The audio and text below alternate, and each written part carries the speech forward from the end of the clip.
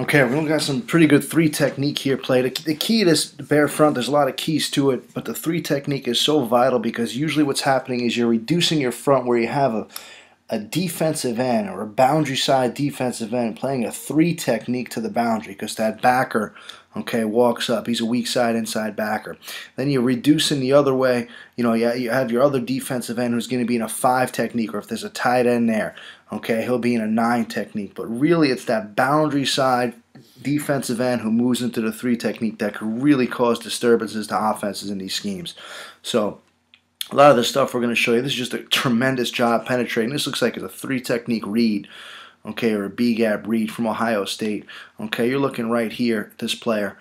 I mean, it's just, I just want to give you examples of they're reading that player, but in this situation, he's going to take it right out of the equation. You have kids that are a little more athletic. I know sometimes, we all get that vision of that 4-3 front. Chip Kelly, Oregon, national championship, reading the three technique.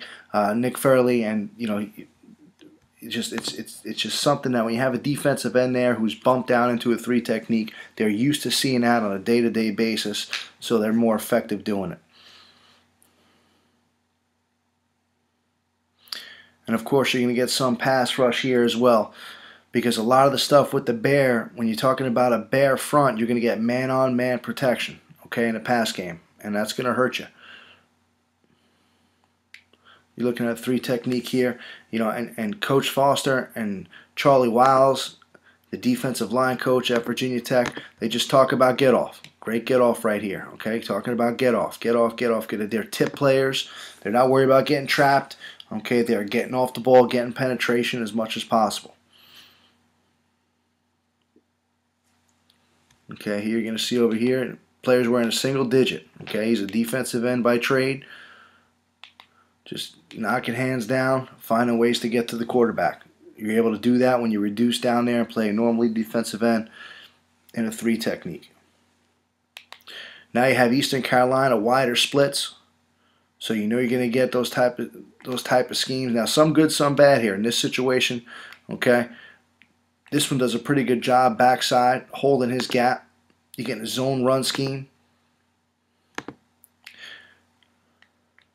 The biggest coaching point in the zone run game for the three technique is what Coach Foster calls the pad back concept, or the pad back technique. What that simply means is that if that defensive end, okay, that outside backer knows that the back is towards him and he's in a level 3 read, okay, right now this back looks like he's at level 1, he's even with the quarterback, where there may be some type of zone read action. He is going to tighten his alignment down, and this player is going to be taught to pad back. What that means is that when he's getting zone blocked or scooped, okay, by that guard, he cannot get walled down inside, because what he needs to do is he needs to pad back on that tackle, okay, and give an opportunity for that defensive end to close and possibly make a play on either the running back if he sees the handoff, or the quarterback, who he's mainly responsible for in the zone read game. Okay, so it's a pretty good job by this player padding back into that tackle, and eventually makes a tackle. That pad back concept I thought was a pretty good coaching point by Coach Foster, because it illustrates the need to play the zone read offense. Now we're going to see a little bust here by the three technique. Now the three technique loses his gap responsibility. Okay, so he's in a three technique right here. Okay, right now he gets hooked, and again, so much of this offense, so much of this defense is single gap control, the bear front. Okay, everybody's responsible for the gap. The Mike is a middle or free runner.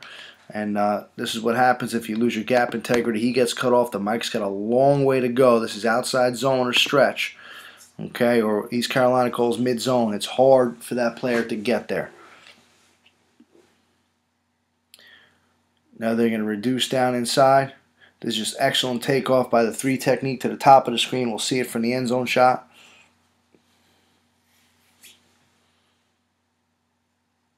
Okay, he's going to start there. He's going to reduce down because they're bringing the backer up on the line of scrimmage. Okay. Can't expect that tailback to block a player like that.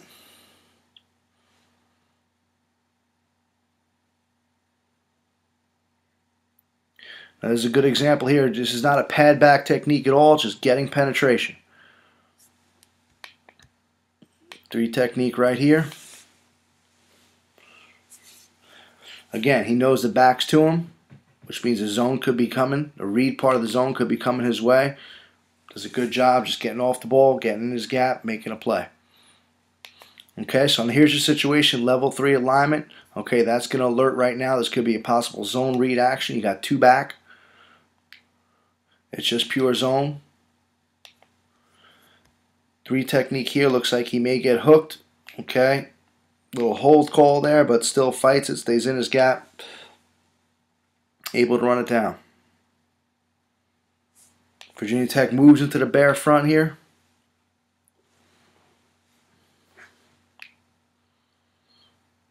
You know, now they're just reading the 3 technique. If that's the case, okay, he's going to play the first threat. Coach Foster talks about attacking the mesh. He does so there. Not only gets involved with the running back, but messes up the quarterback read as well. This is Duke. Some good clips here. A good 3 technique play, especially the pad back principle. This is a pretty good example now. This back's in level 3, so right now they have to know that there could be the read side of the zone read.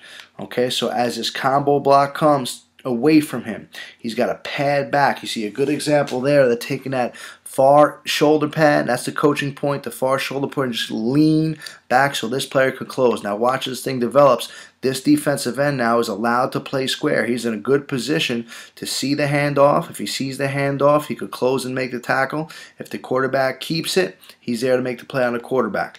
Okay, right now he sees it. Okay, he makes a tackle right here on the ball carrier. Or misses a tackle, but he's there to finish it off. Sorry.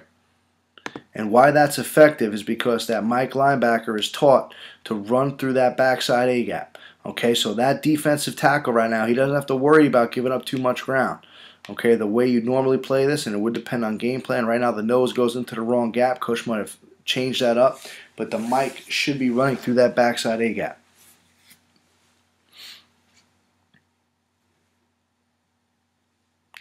Okay, they're going to move to it here. Again, good pad back right there by the 3 technique. He's able to close space. Okay, good position right now. That defensive end's in a good position, good athletic position now to play both the give of the quarterback or the keep of the quarterback, and then you have your rover or your drop safety, and there's the extra fitter.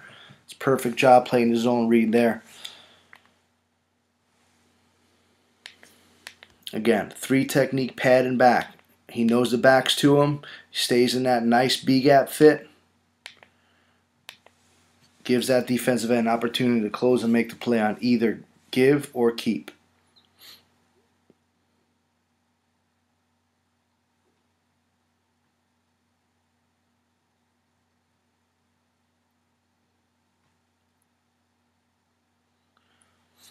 This is a pretty good job by most interior linemen, and nose actually gets some pretty good penetration, so it'd be good for us to see this nose and the 3 technique. And this is the example that we discussed of where that nose is going.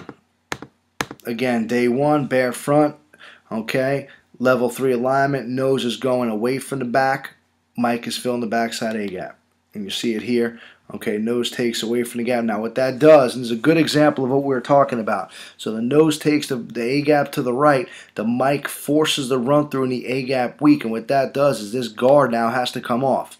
Okay, so that 3 technique could do a better job padding back into that tackle. I'll see if I can stop it for you so you can see what I'm talking about here. So right now in this situation, he could pad back into that tackle. And you see this defensive end. He's in a good position now to squeeze and play both. And he's able to shuffle down. Look how much ground he closes. He's able to close that ground, and still make a play either way on the give or the keep.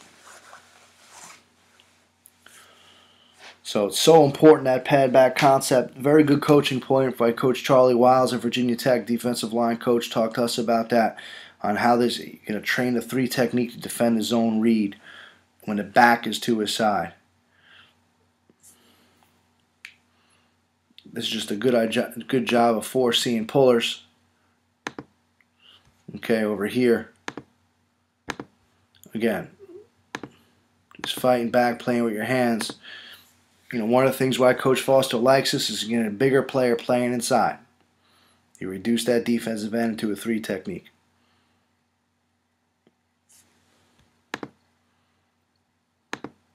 Okay, again, 3 technique over here. He knows the back's to him. He's got a pad back.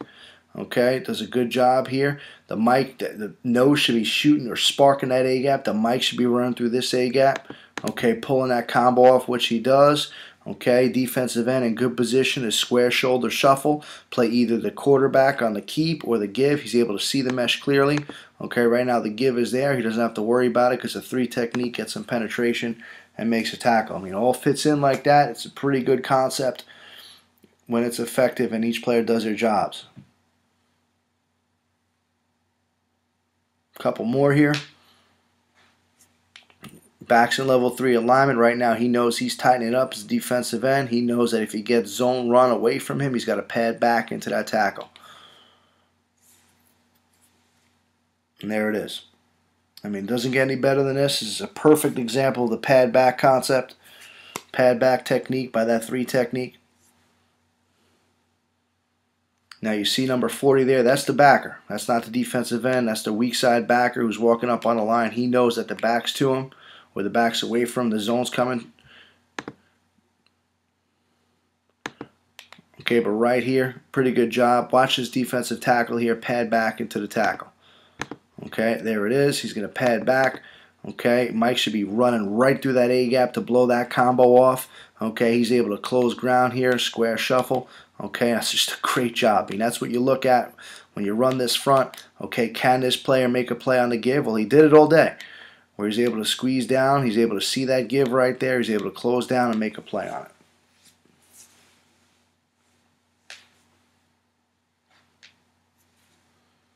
Look at this last one here. This is Virginia, level 3 alignment. Back is directly behind the quarterback. There's your zone run game. There's a 3 technique. Okay. Goes right through the gap and makes the play. Good clips of 3 techniques, coaches. Mostly good, but some important coaching points, especially the pad back concept or technique when that 3 technique knows the back is to his side in the 1 back offense.